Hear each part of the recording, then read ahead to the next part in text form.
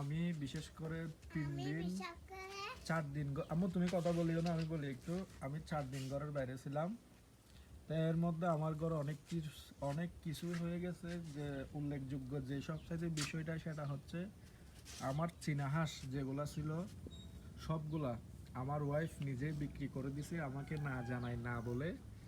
তো সেটার জন্য আসলে আমি খুবই মর্মাহত, কারণ আমার হাঁসগুলা খুবই আমি শখ করে কিনছিলাম। বিশেষ করে হচ্ছে এগুলো আমি লালন পালন করবো, এগুলা নিয়ে জি দুলনা নামাই দিতাম।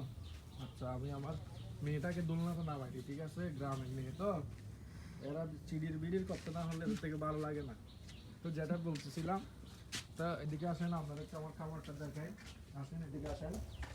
তো এখন শুধুমাত্র একটা মাত্র চীনা হাঁস আমার কাছে আছে।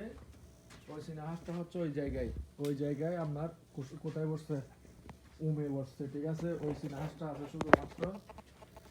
সাদা একটা, এটাও বিক্রি হয়ে গেছে অলরেডি।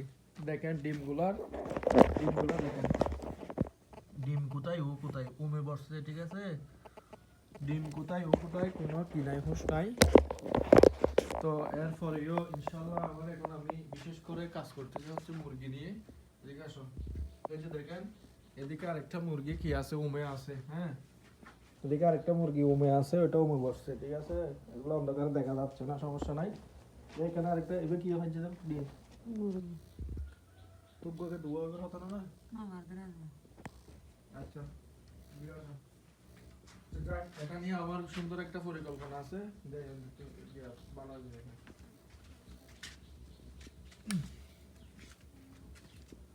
তো আমার এই খামারটা নিয়ে ভালো একটা পরিকল্পনা আছে। এটাকে আমি সুন্দর করে সাজাই কি করব, এটাকে হচ্ছে আমি মানে বক্স সিস্টেম করে মুরগি ফেলার চেষ্টা ভাবনা করবো আর কি, ঠিক আছে?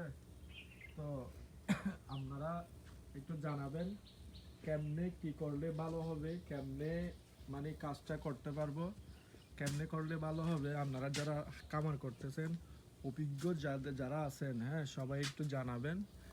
মানে আমি কামারটা কিরকম ভাবে শুরু করলে ভালো হবে। হ্যাঁ, আর যারা এখনো, আপনাদেরকে বিশেষভাবে অনুরোধ জানাবো আমার ভিডিওগুলো সবাই দেখেন, কিন্তু আমার ফেসবুক পেজ বা ইউটিউব চ্যানেলটা একটু সাবস্ক্রাইব করে দিবেন প্লিজ দয়া করে।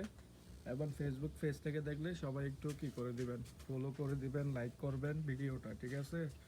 যেহেতু আমি বিভিন্ন বিষয় নিয়ে কাজ করতেছি, আমি ফেসবুক বিষয় নিয়েও কাজ করি, প্লাস হচ্ছে আমি আমার একটা ছোট্ট একটা খামার দেখতেছেন, এটা নিয়ে আমি প্রথমে চাইছিলাম চীনা হাঁস নিয়ে কাজ করার জন্য। পরবর্তীতে যখন চীনা হাঁসে আমি টোটালি লস, ঠিক আছে? এই বিষয়ে যদি কি আপনারা চান মানে কি জন্য চীনা হাঁস দিয়ে লস হয়েছে এটা যদি জানতে চান, তাহলে আমি পরবর্তীতে আরেকটা ভিডিও নিয়ে আসবো, আপনারা কমেন্ট বক্সে জানাবেন ওইটা শুনতে আপনারা আগ্রহী কিনা। চীনা হাঁস পালাটা আসলে লাভজনক, ঠিক আছে? কিন্তু এটা সিস্টেম আছে, একটা সিস্টেমের মধ্যে পালতে হবে। আমরা তো এখনো সিস্টেমের মধ্যে যাইতে পারি নাই, সেটার জন্য লাভ করতে পারতেছি না। আচ্ছা ঠিক আছে, সবাই ভালো থাকবেন, সুস্থ থাকবেন। সর্বোপরি একটা কথা জানাচ্ছি, সবার থেকে যদি কি আপনাদের থেকে যদি কি আমার ভিডিওটা দেখে ভালো লাগে, একটা লাইক করবেন, একটা কমেন্ট করবেন, প্লাস আমার চ্যানেলটা ফলো করে দেবেন। আসসালামু আলাইকুম ওয়া রাহমাতুল্লাহ।